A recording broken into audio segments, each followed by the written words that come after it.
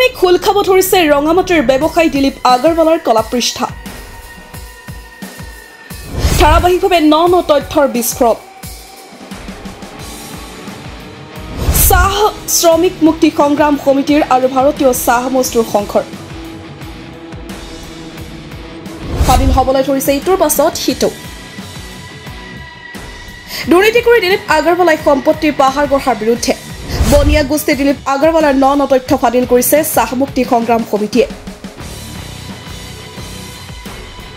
বনিয়া গোষ্ঠীৰ বিৰুদ্ধে নিমাত কোলাঘাটৰ স্মাৰ্ট প্ৰশাসন লগতে অসমৰ মুখ্যমন্ত্ৰী হিমন্ত বিশ্ব শৰ্মা ডাঙৰীয়া আজি চাহ মুক্তি সংগ্ৰাম সমিতিৰ সভাপতি অমৃত নাগ আৰু ভাৰতীয় চাহ মজদুৰ সংঘ ভাৰত মণ্ডলে সংবাদ মেলযোগে কি ক'লে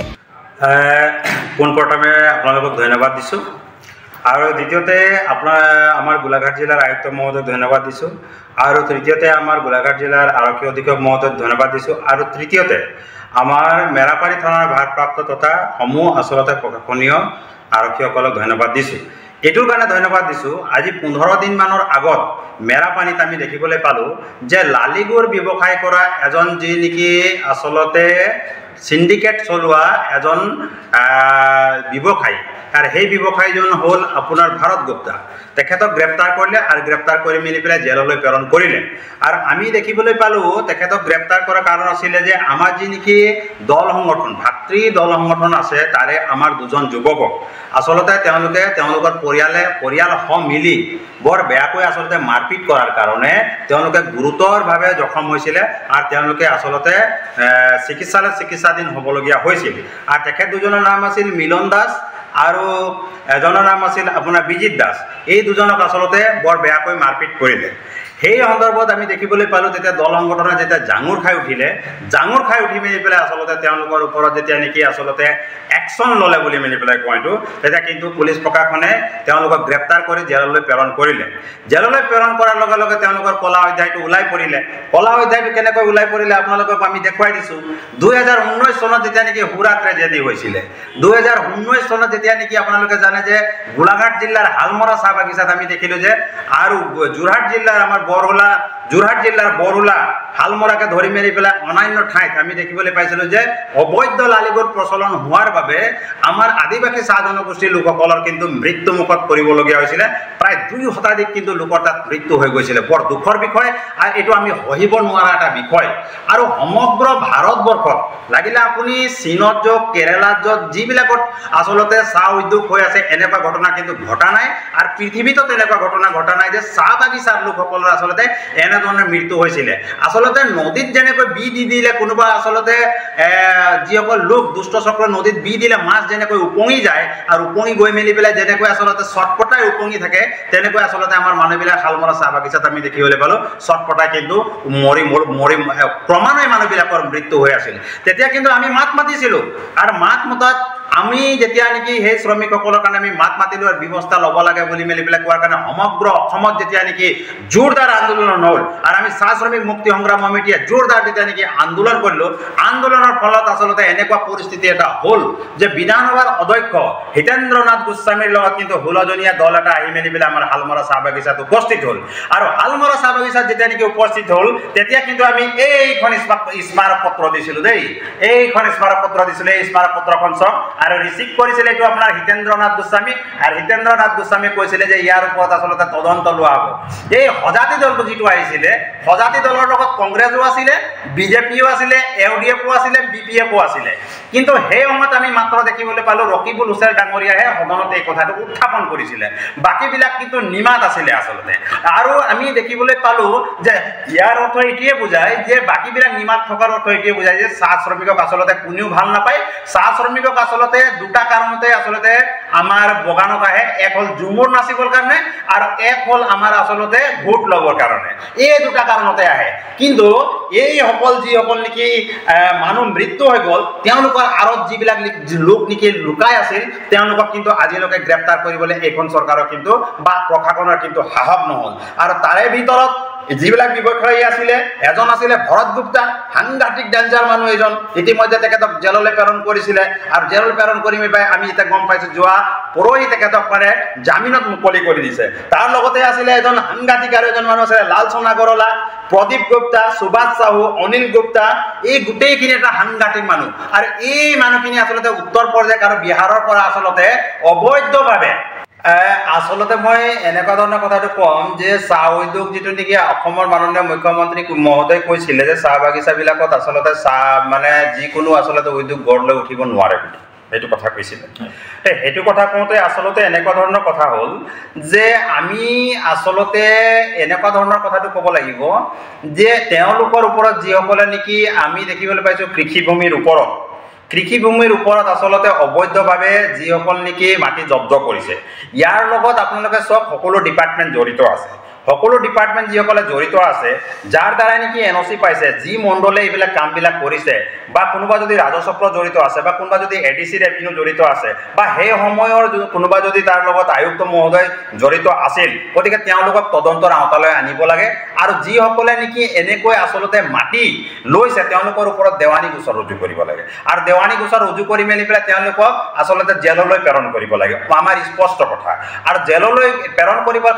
কাৰণ আপোনালোকে চব প্ৰায়বিলাক চাহ বাগিচাত আমি দেখিবলৈ পাইছোঁ খণ্ড খণ্ডকৈ আচলতে মাটিবিলাক বিক্ৰী কৰি মেলি পেলাই আচলতে আমাৰ যি নেকি এটা চাহ উদ্যোগটো আছে উদ্যোগ থকা স্বত্তেও তাতে আকৌ বেলেগ এটা উদ্যোগ বহুৱাবলৈ লৈছে চাহ উদ্যোগটোক আমি দেখিবলৈ পাইছোঁ একেবাৰে ধ্বংসৰ দিশে আচলতে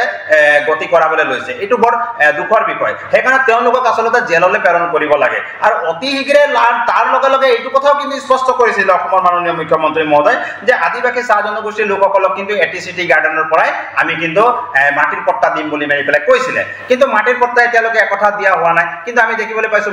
মিছন বসুন্ধৰা 1.0 2.0 3.0 কথা যিটো আপোনালোকে কৈ আছে এইখিনি কিন্তু আদিবাসী চাহ জনগোষ্ঠীৰ কাৰণে ওলোৱা নাই এইটো ইমানতে সীমাপ্ত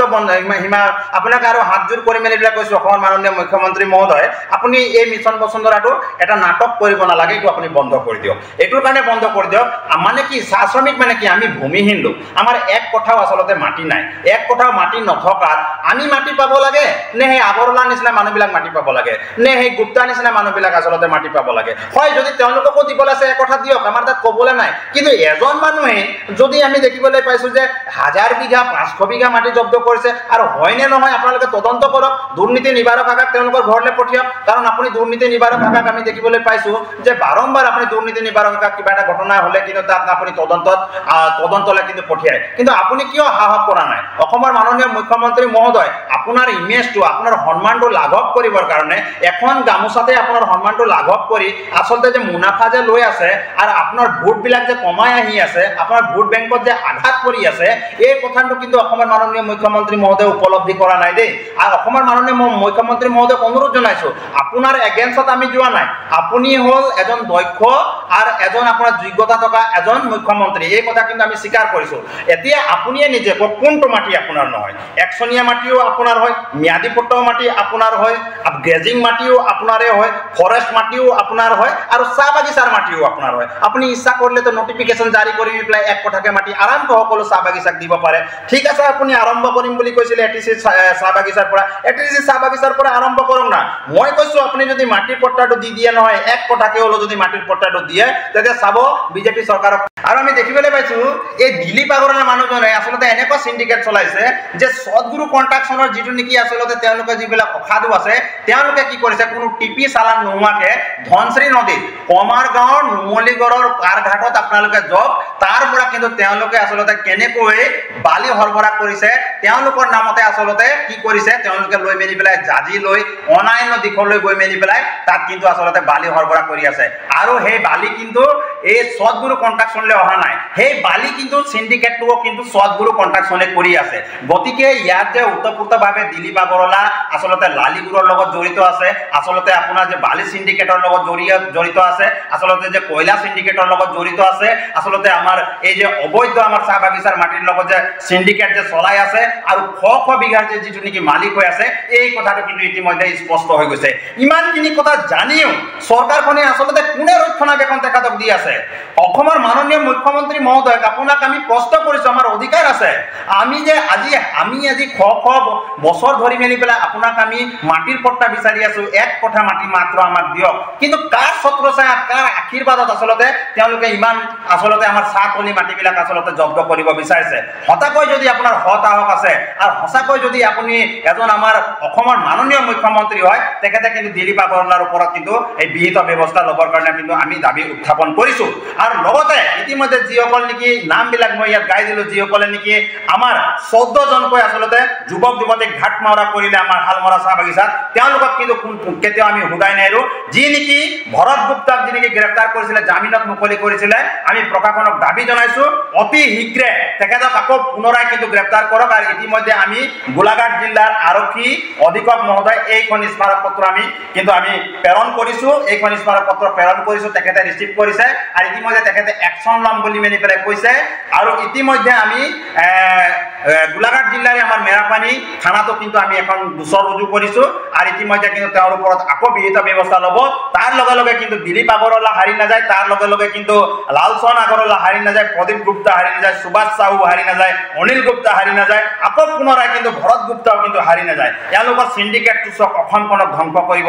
ধ্বংস কৰিবলৈ কেনেকৈ লাগিছে কিন্তু তেওঁলোকৰ যি নেকি এই আগ্ৰাসন আমি দেখিবলৈ পাইছোঁ অসমত এইটো কিন্তু আমাৰ উঠি অহা নৱ প্ৰজন্মৰ কাৰণে আৰু আমাৰ আদিবাসী চাহ জনগোষ্ঠীৰ কাৰণে আৰু আদিবাসী চাহ জনগোষ্ঠীৰ লগত যিটো নেকি আমাৰ লগত আমি মিলিতভাৱে আছোঁ আমাৰ অসমীয়া জাতিটোৰ কাৰণে কিন্তু ই এটা বৃহৎ এটা অঘটন ঘটাবৰ কাৰণে গৈ আছে আৰু গোটেই অসমখন যে অসমীয়াৰ হাতৰ পৰা গুচি যাব এই কথাটো কিন্তু একদম স্পষ্ট হৈ গৈছে সেইকাৰণে অসমৰ মাননীয় মুখ্যমন্ত্ৰী মহোদয়ক আমি দাবী জনাইছোঁ অনুৰোধ জনাইছোঁ অতি শীঘ্ৰে তেওঁলোকক কিন্তু গ্ৰেপ্তাৰ কৰক আৰু গ্ৰেপ্তাৰ কৰি মেলি তেখেতক কিন্তু জেললৈ প্ৰেৰণ কৰক হয় আমি আপোনালোকৰ সংবাদ মাধ্যমত প্ৰথমতে ধন্যবাদ জনাইছোঁ